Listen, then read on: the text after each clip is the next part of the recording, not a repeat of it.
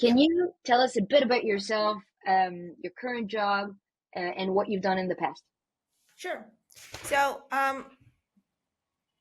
currently, I'm the director of global procurement at Appsflyer, and where I spent the last 3 years building and scaling procurement function from ground up. Um, my background, I'm an industrial engineer, and I have a master's in specialized in information systems. And before Appsflyer, I worked in different industries such as automotive, pharma, semiconductor, and now SaaS. That's from a work perspective. And then on another note, on a more personal note, I've always been drawn to building stuff from scratch. It was always something that fascinated me, where I get to design the processes and implement things, create synergies, and like creating something new that wasn't there before, or fixing something and making it better. Career in procurement was not something that I initially aimed for. What do Uh, you mean? You didn't grow up wanting to become a it's procurement my leader? childhood dream, yeah. but um but I got into procurement. I got to love it, and I transformed it into a function where I can get the strategic enabler, which is exactly what I did at Appsflyer. This is awesome. Do you want to tell us a little bit about Appsflyer? Yeah, sure. So Appsflyer, it's a global leader in mobile marketing, analytics, and attribution. We help businesses measure and optimize their marketing efforts. We basically a platform that enables companies make data-driven decision and manage their apps efficiently. This is great. This is great. And you love building stuff. You grew up in the startup nation, and that sounds like a phenomenal fit. Um, So in this particular podcast, you and I were preparing it, and we decided to sort of focus on three areas. First, key takeaways from your very diverse, and we're going to go a lot deeper into your career and your background, and how, and that's the key takeaway that I got. They shaped how you approach procurement, in a building approach, I think, in a Yeah. builder's approach and mindset. The second thing that we'll talk about is how I think you've successfully built from scratch and scaled really high performing procurement team. And it sounds like you're an amazing but demanding boss, um, from what I've gathered. And then we'll have more of a conversation around how for you AI is transforming procurement, and what trend you're seeing, but also how you think companies should build their procurement to make room for this insane innovation, which I think is just at the beginning of what's going to happen. Yeah. As you said, you didn't, grow up a 6 year old in Israel, dreaming to join the procurement team of any company. You've got a background in information system. You transitioned into procurement a little bit later. What attracted you in procurement, from there? Yeah. So as I said, I got to procurement by accident. Many years ago, I was looking for a new job, and I saw an opportunity to join. And I was obviously looking for something in the area of industrial engineering, project management, budgets, etc. Something that was related to my background. And there was this super cool tech company back in 2011 with electric cars, which was not that common as they are today. And it was a 1 year temporary position in procurement. And I didn't know exactly what it is, but I just thought it would be super cool working in a company like this. It just looked so futuristic for me, which is also something, as I said, I love everything that is out of the ordinary and not just the standard stuff. And so I said, okay, worst case scenario, I'm going to waste a year of my time. And that's how I got into procurement. That's the role that I did there. It was an amazing year. And after that, that's the leap that I took. Um, I quickly realized procurement was not just about, we used to call it buyers, but it's not just about buying things. It's more about strategy, negotiation, and bringing efficiency across the whole organization. And that's what hooked me, and the rest was history. That's amazing. Was the company better place? Yes, they went to a better place. They don't. There you go. There you go. That's a great way. But I remember back in the day, it was so cool what they were doing with it. I think and I think it has had a tremendous impact into what happened after with Tesla and everything. Most definitely. Most definitely. It's amazing. What attracted you? So you joined Appsflyer. What was it about this particular procurement role that made you want to join? The challenge maybe that Yeah. you made you want to So join. Appsflyer reached out to me with an opportunity that caught my attention. And the reason why it caught my attention is that it wasn't about replacing someone in his role in procurement, but it was about building the global procurement function from the ground up, and creating something that was entirely mine, shaping it based on how my vision and my approach. That's what hooked me up. I didn't know Appsflyer at that time, so obviously before I made the decision, I talked with people in the industry, I had a clear sense that Appsflyer was a fast moving, innovative company that was eager to embrace new ways of work, and that showed me that they will be willing to open up to new ways of work, and allowing me to build procurement based on my vision. That level of autonomy combined with the company's culture, that made my choice very easy. What would be your advice? I'm curious on, um, let's say you're a company, you're a CFO, and you're kind of thinking, okay, it's time. We need to put costs under control. What is a good way of positioning the role to attract someone like you? I'm gonna say something that may not be politically correct to all. Oh, I'm interviewing someone in Israel. I don't want politically No, correct. no, no. What I mean is that, I always say procurement, it's something everyone can do procurement, okay? Negotiating or bargaining, it's something that we've been doing since we were very young with our parents at the market when we buy stuff, right? So buying stuff, it's something, some do it better, some do it not so good, but it's something that you can come up with, right? On average, in Israel, people do it really good. But when I was hiring, for example, for my team, something and it connects to what you asked. I was always looking for people who are who can see the wider picture, who are not part of that square called procurement, and they're not stepping out. Oh no, that's not in my square. That's outside of my R&R or whatever. They can see the end-to-end process. They are visionary. They can see beyond of what it's done now. It's about seeing where I see the company, where I see myself, where I see the business 1 year, 2 year, 3 years from now, what needs to be done to get there, and then getting there.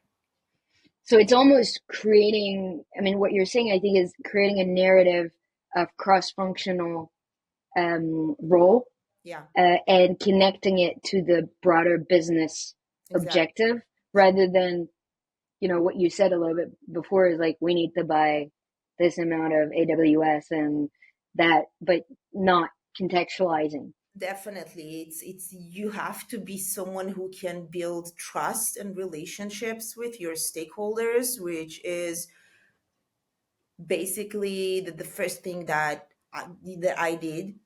Procurement is about partnerships. You're not a silo. You cannot work on your own. You're working closely, and that has to be a priority, to connect with your stakeholders, understand their pain points. It's not just about compliance. No, you can't do this. It is against policy. We're not police. We're enablers to the business, right? So That's a great way to put it. It's, positioning it as an enabler to the business that has a cross-functional view. I think puts it beautifully. So you join Appsflyer with the grand task of explaining to a very fast-moving business that you need to put on a little bit more processes. And you've been very, very successful. Not We've heard amazing stuff about you. So, why do you think you've been able to be so successful? And maybe part of that answer, what do you think you did at the beginning that set you up for success? yeah. So the first days, as I said, they were very critical. And it's something, again, that I very much believe in. I started by listening. That's the first thing. I spoke with all the stakeholders, not just, introduction meetings. Hi, this is me, this is my background, and blah, blah, blah. Like, really getting to know my stakeholders, finance, legal, IT, marketing, all the other departments. And I needed to understand their pain points. What is working for you now? What is not working? What are your challenges? And from there, what's important to you as a business, what's important to you as finance, what's important to you as marketing, what is your strategy, what what are your goals. It's connecting them, building trust with them. They based on those conversations and getting to know their pain points as well. It's about quick wins. What are the low hanging fruit that I can do, like, really quick and very fast? It might be small, but it can create a bigger value for them. Just to show them that procurement is, as I said, is an enabler, not a blocker. Um, Another thing was about, I know that strict policies will not work in a fast moving company like Appsflyer. So instead of focusing on creating like frameworks, I created flexible processes that maintain the level of governance that we needed, but also flexible enough to adapt to the changes that the company was going through. And of course, visibility to spend. If you don't have visibility, and we didn't have it back then 3 years ago, you can't make informed decisions. So I assured that procurement was not a barrier, that I was a trusted partner, and that I helped the business to move faster and smarter. So that was the things that I had to focus on when I just joined. Build trust with the stakeholders. Was there any sort of strategy as to, which stakeholders you focus on? Because like you arrive, you got very short amount of time, as you said, to make quick wins. How did you decide this one yes, this one no? Let's go get something for this one. Yeah, that's a good question. And then it's not always about, I was looking at it from different perspectives. Who are the ones with the biggest spend?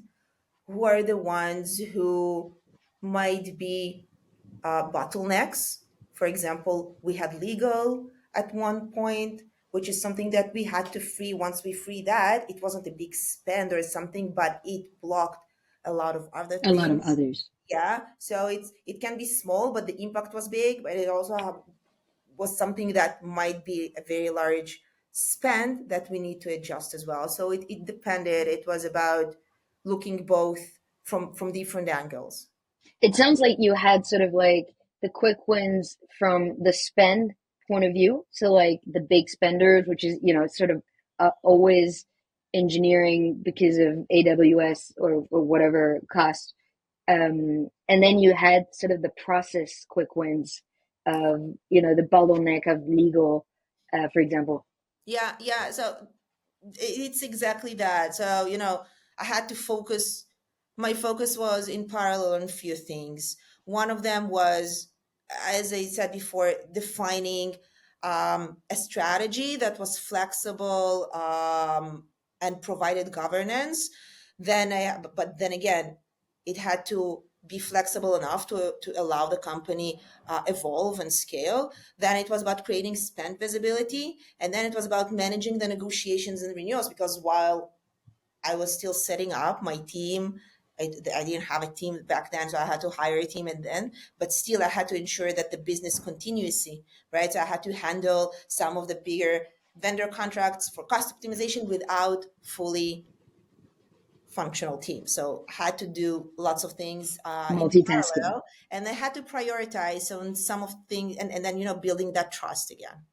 Yes, 100%. So it's sort of, the bottom line is get quick wins fast. They can be processed, they can be spent, so that you build the right relationship with the stakeholders, and that then the business brings you Yeah, the, exactly. the next big items.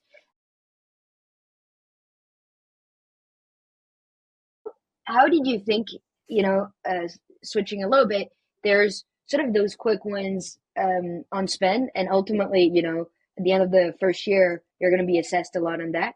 But there's also the process. And, we hear a lot that, for a lot of companies, it's almost a year two problem for the procurement team, because it's like, I need to build trust before I can make any change.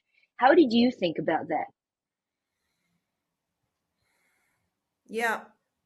So, talking about process, I come from large corporate companies with very strict policies and processes, and you can do this, and no, this is outside of policy. You cannot do that, and then you have very long approval flow, and then it takes weeks from the time you request something until it's finally approved, and then you get a service, right? So I had to, as I mentioned, identify the bottlenecks in how it operates today and tackle them one by one. As I mentioned before, one of them was the legal department, who, um, at that time, every vendor contract, regardless of the dollar Amount. amount, yeah, of the size or the complexity, it was being reviewed by a small, overstretched legal team. So as you can imagine, it slowed down the procurement cycle significantly. We had weeks from request until a fully approved PO. So to resolve that, I was working very closely with the legal team to redefine the contract review process, for example. And then we also had to think, do we want to like put it up to a certain dollar amount, or because Or is risk or something else? yeah, and it's a very gray area. There's no like, there wasn't a place where I could draw the line and say, okay, this is that. So it was also risk-based contracts. Not every contract needed a legal review. We would categorize them based on that, and we would seek legal approval. We created clear guidelines where legal need to be involved, and when not, whether again, the risk and the scope. And alongside with that, again, creating the spend visibility, because we didn't have any people didn't know where money was going. Once I was able to show them, it meant for them that I have visibility, so I have the knowledge, and they can trust me because I can see what they couldn't see. And while I was sharing it with them, it opened their eyes. It was like putting on glasses, and then you can see something now where you couldn't see it before. um, and again, standardizing the procurement workflows, I had to define in every category who should be the right approval. I didn't want unnecessary people in the critical flow where it would be, because in the beginning everyone said, yeah, I want to be an approver, I want to be an approver, and then you have such a long an approval list that 20 approvers. people in the flow, and I'm like, no, no, no. If there's no added value to you being in the approval process, you can be notified, you can be notified in different ways, but you're not going to be in the critical line. You're not going to have the right to block. Exactly, I don't want you to be a blocker. Yeah. 100%. So it sounds like, it was part of building trust, that you approach sort of the process and ultimately build a procurement policy. But what are some of the key good practices that you think you've created that make your process at Appsflyer 10x better than what you'd seen before? All my stakeholders were part of the creation process. That's one.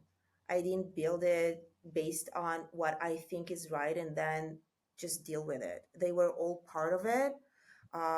Not everything that everyone wanted was implemented, but the fact that you give people a place to speak and give their mind and advise and just to talk about something already engages them in the process. So that's one thing. And then every time we had an action, a process, or something to put in place, I would ask, why do we need it? Is it because we did it before and that's how it was always done? And maybe yes. And even if so, maybe it was right for when it was defined Back then. here back then. Yeah, 2 years ago, 3 years ago, whatever. When environment and reality changes, we need to change how we operate and how we work. So what we need to think about is how do we see the business a year to 5 years from now? From now. And that's what we need to aim. And this is how we created the processes. What is the right thing to do, not how we did it before. Do And you then have examples of where, you challenged someone, a stakeholder to think, do you need this or are you just used to this?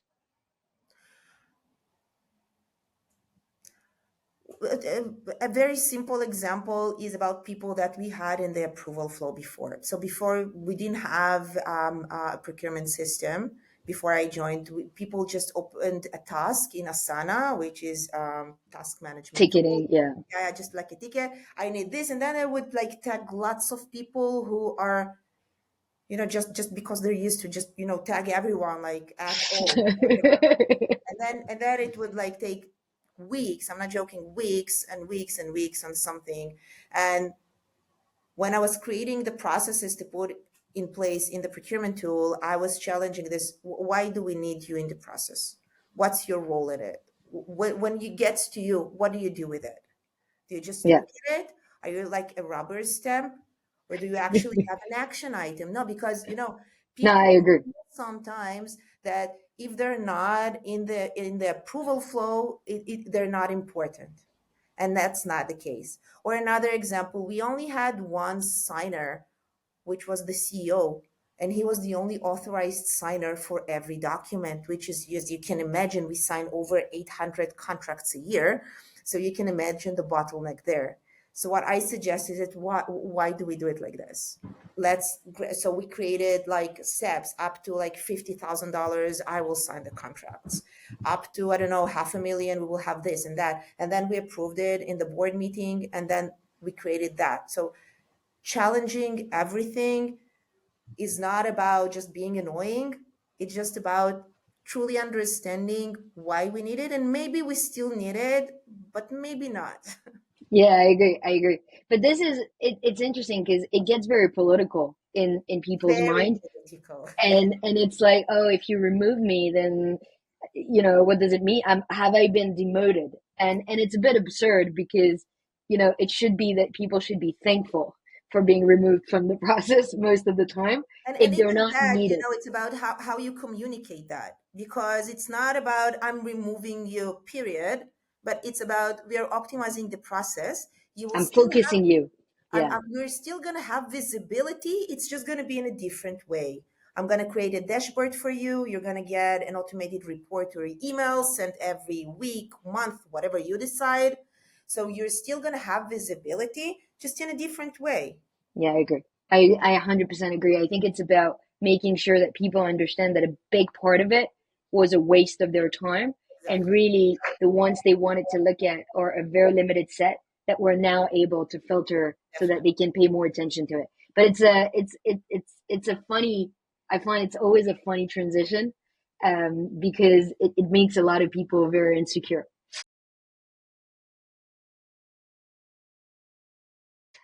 Switching to sort of another topic is you've talked a lot about making sure that you're positioning procurement um, towards the fundamental business goals Yeah. rather than we're here to cut costs, which often doesn't really mean anything in the context of a high growth organization.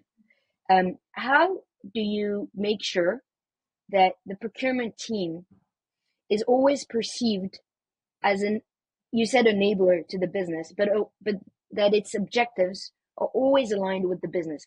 Do you have any sort of good practice, and maybe share how you communicate that to your team as well? Yeah. You know, before I joined Appsflyer, the company was doing great. I mean, they didn't have procurement function, but the company, the business was thriving. The company was growing. So the natural question would be, why do they need me? Why do they need procurement? I mean, they've been doing great, really great. So why do they need me, right? So my challenge wasn't just about setting up the procurement function, as you said before, but it was about convincing my stakeholders that procurement will help them, not slow them down. And I had to show it by, that I'm not a gatekeeper. So it's not about, I'm not going to put roadblocks, but I'm going to free your time to focus on what's really important to you. If you're in marketing, you're going to focus on marketing, on creating events. If you're in R&D, you're going to focus on what you really was hired to do and not additional hats that you have to wear. Then I had to demonstrate the value through the results, right? So I had to just not just talk the talk, but also walk the walk and show them, show them the real benefits. I had to prove that they're going to have better commercial terms, faster processes, risk mitigations, and then I had their buy-in. And then, I couldn't I needed my stakeholders to understand that procurement, it's not about saying no. I had to be about, so what's yes? So what can we do? There's a lot of things that, I'm not a magician. Sometimes we're just, I don't know. I don't know. Right. So whenever I see a no, I'm like, why not? So let's see what we How do we turn it to a yes? yeah, how we can do that. There must be a creative way to look at it, a different angle or something that would get us to the yes, to how we can proceed that. And, and then again, clear communication. I'm a very high believer in full transparency with both our vendors and my stakeholders. And this is how, we've built that. And it's almost like you're saying, back to what you were saying earlier around empathy and sort of putting yourself in the stakeholder shoes and trying to understand why they're doing what they're doing and why they need what they need. And maybe it's just sort of an educational or understanding level. And on that bit, I find that, you know, the business, whoever's buying whatever, and what I would call the support function, security, IT, legal, everybody wants to do great for the company, but sometimes there's no time to communicate Yeah. and to really align. What would you say procurement's role is in bridging this gap between those very different functions? Yeah, I in the beginning, in the first few months, I had the sign like fire department near, near my desk because I often felt like I'm putting out fires because obviously, and I can completely understand security's needs. They have to test it. It's their job. It's in their role description. This is what they're supposed to do. And I completely understand why finance is insisting on something or a legal is super pushing on something. And then R&D is like, I need to, I have deadlines. I need to make this feature and development and the product and blah, blah, blah. And I completely understand that. So I felt like trying to orchestrate that and trying to communicate one needs to another in their words. So you can say the same thing to every different function, but you need to use different language that will talk to them, right? So Yeah. it's, you need to tailor your strategy to every function, whether it's R&D, legal, marketing, and then navigate through those challenges, which is super complicated. And then on top of that, you add another layer of politics, and then it's just, and people's ego, and which is fine, and we all have it. It's not a shame to say that, but again, It comes in all shapes and forms, the ego. everyone, all genders, shapes, and Agreed, agreed. Um, I really have a lot of empathy for sort of. I think a lot of what you're saying is that there's been a really deep work of changing perception, both changing perception of the procurement role, which, and you came from a big company, so like, it was sort of like this process machine, and you had to adapt to a very fast moving company, but also changing perceptions of the stakeholders.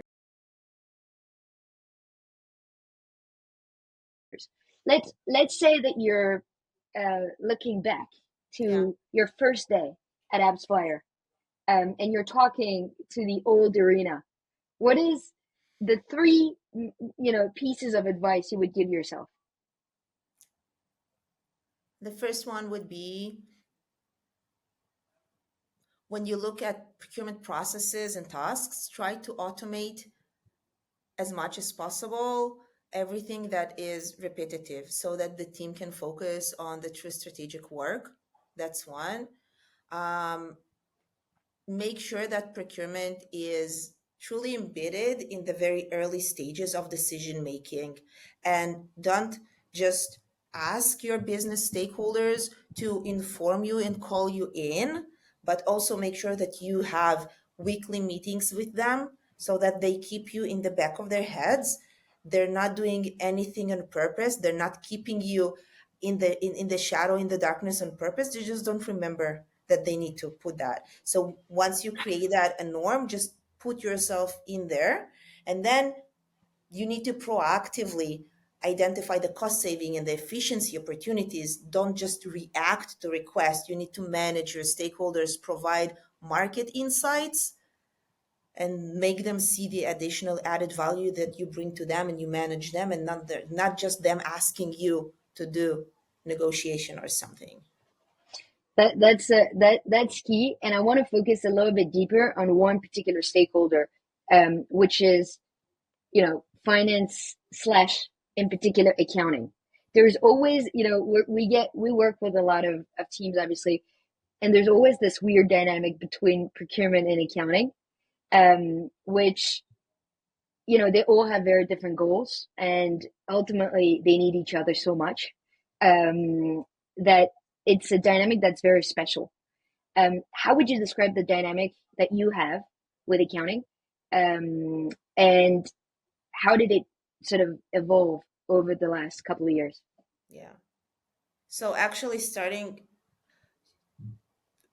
March 1st, I'm reporting to the CFO. So now we're one family.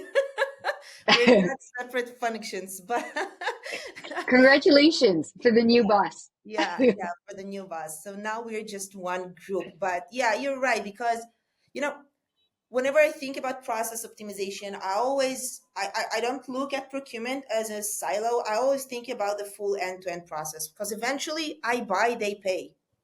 It doesn't Exactly. stop after I buy. Someone Exactly. needs to pay for it, right? And if they don't pay on time and they don't process the invoices, the vendor not going to get their money. It's going to come back to me. Exactly. And then I'm going to Exactly. have to deal with that problem, Ex- right? So, I have to make sure that I'm not moving the problem from one hand to another, that I'm optimizing Shifting. my Yeah. stuff and shifting the problem to them, right? So the two things that I took into account was, right, the collaboration had to happen in early stages. don't ever wait until the process is finalized. Bring finance in, like in the very, very early stages. I involved them from the very start when I created the processes for the procurement tool that I implemented. I talked to finance, I heard their pain points, and when I designed the process, my goal was also to eliminate unnecessary tasks and activities, and make their work in AP and accounts payable easier, right? And then secondly, we had a shared view on the business impact, right? Bottom line, as I said, I have to buy this stuff for my stakeholders. They need to pay for it. Eventually, you know, we need to make sure that the company, that Appsflyer, the company that we work for, is growing, and we share the same goals. Eventually, it's not about procurement versus finance. It's just what makes more sense to the business, right? And we're just keeping it all in perspective. It's not us against them. 100%. And ultimately, it's funny you said the payment is a big bit of, zone that can come back to you if it's not handed over properly. There's also sort of the accounting, like ultimately the PO serves to book your accruals. And so, if there's a big sort of surprise that arrives, there's a very unhappy CFO. So I think it's all super connected, and that's kind of our vision, which is you can't do procurement without really thinking about finance, Yeah. and two-way back. So I think it's a super interesting topic. So I want to go on sort of a broader sort of topic, which is you can't be a startup these days without talking about AI. And AI. We didn't mention AI, AI until now. Wow. we didn't mention it for a whole 37 minutes, Yeah. which is amazing. Um, obviously, we're paying a lot of attention, and we're investing. It's nearly 50% of our tech is focused on building our AI agents. But Appsflyer, being a tech company in the heart of Tel Aviv, or it's in Herzliya, right? Yeah. In Israel, which is one of the most amazing center of innovation around AI in particular.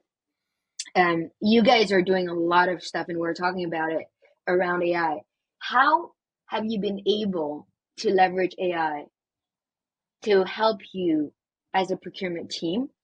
Um, Question number one, and then we'll go deeper into where do you see it going? Yeah. Sort of beyond the mere, Chat GPT helps me, write my emails, but Yeah. sort of beyond that, where can it go? Yeah. So we're getting to the more interesting part. I'm So sorry, it took us 38 minutes to get there. it was interesting before also. So I consider myself as a tech junkie. So when OpenAI released ChatGPT more than 2 years ago, I immediately started experimenting, and I was completely hooked. I saw the Me potential, too. and then I just felt like I had to bring it into our workflow. But then I was like, okay, how do I do that, right? So I brought like a speaker, consultant for like a 2-day workshop for my team, just to make sure that we all have the same baseline starting point. Everyone knows what a prompt is, how to generate a Amazing. prompt, what it means, what's an LLM, just to make sure that everyone understands the potential, and what we can do with it. Then I moved to utilizing in procurement. So I started by creating prompt libraries, tailored to our procurement needs. Then, when I saw the good impact that it had, and then also custom GPTs were added to GPT. So I created it. So today, AI helps us with competitive landscape analysis, contract reviews, and risk mitigation. We have a custom GPT where you just throw all the offers that we get from an RFP process, and then it presents everything in a clear table, and then you don't have to read through all the documents that can be different from one another and trying to compare them. Or supporting the RFP process itself, vendor negotiation tool that we created that can provide insights and benchmark and so on. So Awesome. it's a truly game changer here. I cannot agree more. I'm curious to get your thoughts on um, how do you, so it sounds like today a lot of your AI is outside of your tool.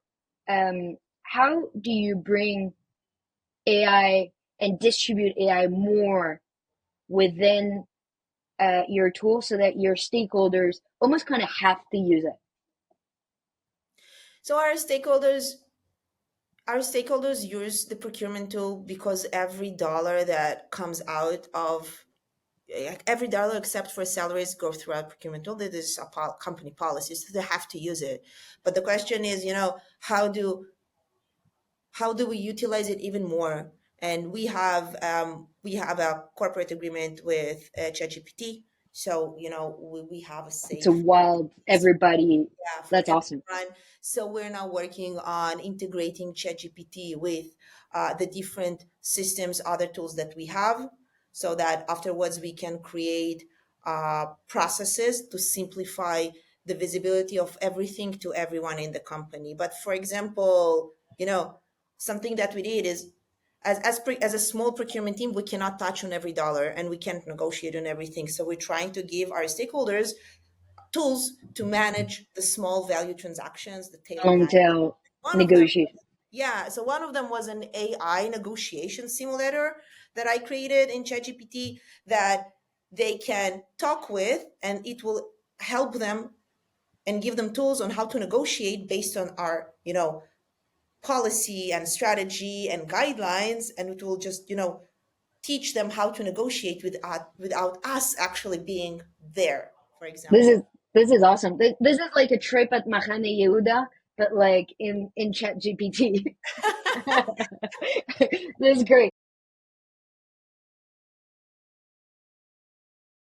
Perhaps on this, one question that I have is, um, does AI replace procurement, or does AI change the role of procurement in your mind? And if so, how? Yeah. I don't think that AI will replace procurement, but it will definitely change the focus. People who use AI will replace people who don't use AI. So it's not going to be about someone who has years of experience in procurement. It's going to be about who can utilize the different AI tools better and faster. So again, I don't think it's gonna, eliminate procurement. It's not gonna be, I don't think it's gonna be one of those roles, but it's definitely, all the administrative side of procurement, it's definitely gonna be highly automated. But then people in procurement will shift into more strategic advisory roles like risk management, supplier innovation, cross-functional collaboration that I spoke before also. We're just going to have more time to do that. We can do it better using the different AI tools. And ultimately, it's what you're saying, like a big part of the job in procurement, and I believe that very, very strongly, is about people and about relationships. Yeah. And, whether it's relationships with your stakeholders internally, or whether it's relationships with your vendors, ultimately, the quality of your contracts and of your negotiation and of your procurement is a lot upon the people. And I think over the past, you know, maybe 10 years, it's become a lot of, maybe 20 years. It's become a lot of administrative task of like, we Yeah. need to enter the thing into the ERP, and then we need to do this, and then we need to do that. And that took time away Hmm. from focusing on the relationships. And I think it's very similar to the medical field where, it's funny Yeah. because a lot of people say, doctors are going away. I don't think we want an AI to tell us that we're very, very sick. We want someone with great bedside manners. But I think part of the, looking at imagery, AI is probably going to be better in the end. And that's okay. That's okay. And being a great doctor is going to be less about sort of the insane science of it, but much more about can you care The and, empathy and to the the patient. empathy bit. And I think it's very similar in procurement. Yeah, and yeah, as I said before, in procurement many times I have to convey the same message to different functions, and I have to do it in different Package it. ways. Yeah, no, it's just I have to talk in a different language, because what's important to finance is different to what important to marketing, for example, right? But it's the same thing. So if I can use, if AI, for example, can help me talk differently in each different language, right, based on what's their needs and their goals, and their KPIs, then I can reach to my stakeholders and have better relationship with them. And have better outcomes in the end for the company. 100%. My last question is, what are you the most excited about when it comes to procurement in 25, 26, 27?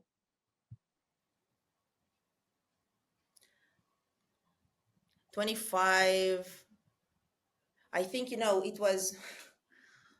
it's not about what's AI, it's not about how to use it, but it's now about how we align our strategy, not align, but um, um, get the strategy there using the AI tools. And when we talk about procurement, it's about, how innovative we are, how we lead transformation. The faster we do it. If before AI, when I had to prepare, my team had to prepare for a negotiation session with a vendor, we could take days or weeks for preparation with internally, externally, benchmark, and so on. And today I can do it within minutes. So the value that I create to the business is way better. The business can do better. So I can see, and we have to utilize it. The more the merrier, the more positive. But we have to do it, be smart about it, right? We have so many vendors saying, oh, I have AI to that you can use. I have AI. We need to first understand what we need, and then get the best tool and the best process to support that. So I'm And super you think, excited about what's going to happen, because it changes so fast. And then, every week I had slide decks about AI in procurement and so on, and I had to update them every time I presented, because everything is changing so fast. I so agree, and I'm excited to talk to you about what we've been up to, because I think you're gonna be excited about this. But I think you're right. We've only seen sort of the surface, the very, very, very, Yeah, it's like beginning. the embryonic stage of Exactly. our. Exactly, and I think it's going to get so exciting. I really think the next 3 years are going to be insanely transformational for procurement, but more broadly for finance. They've been stuck in really shitty, pardon my English, but really bad sort of tools that require a lot of actions. And I think agents bring an insane Yeah, opportunity to completely change that, yeah, and make sure that finance people have the time to create the value that the business hired them for, which is not to do data entry. yeah, yeah. So it's gonna be very exciting.